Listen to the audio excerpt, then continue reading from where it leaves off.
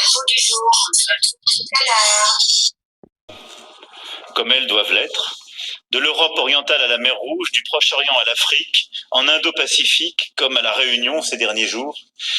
Et à l'aune de ces résultats, de votre mobilisation, de la multiplication des théâtres d'opération et de leur complexité, je scrute 2024 avec lucidité. L'Ukraine d'abord. Dans l'hiver glacial, l'agression russe se poursuit. Bientôt 2 ans. Vous savez l'importance de la volonté au combat et vous mesurez que l'on ne peut laisser la Russie penser qu'elle peut gagner. Alors nous sommes en guerre? Ah bon? Contre la Russie? Ah ben mince! En voilà une surprise. En temps, il y avait au moins une déclaration de guerre officielle, noir sur blanc. Le président de la République annonçait la couleur. C'était clair.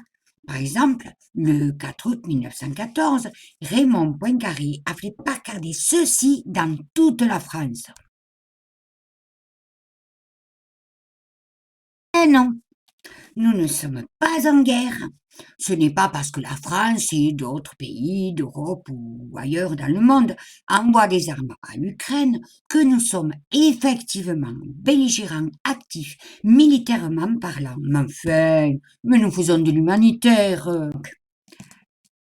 En armant l'Ukraine, nous sommes contre les Russes. Pourquoi? Parce que la vie d'un civil de Kiev vaut beaucoup plus que celle d'un habitant de Kherson en Russie. C'est ça. Avec le choix d'envoi d'aide à un des États belligérants, ne deviendront pas, in facto, mêlés à ce conflit et de façon partisane. De quoi parle-t-on là? De courage pour la défense d'une population ou d'hypocrisie? Ah, courageux pays européens, France en tête, et d'autres dans le monde. La liste des moutons de Panurge est très longue. Je n'ai pas m'hasarder à vous la donner ici.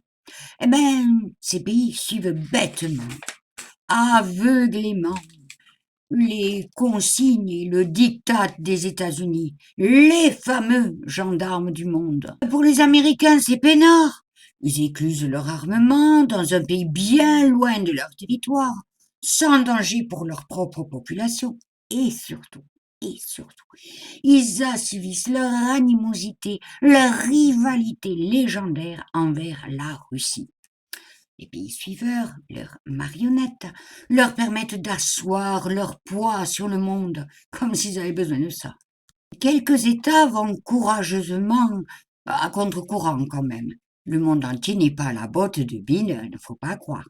Ce sont certes d'anciens affectionnados de l'ancienne URSS. On y trouve Cuba, le Venezuela, le Nicaragua, la Corée du Nord et quelques autres.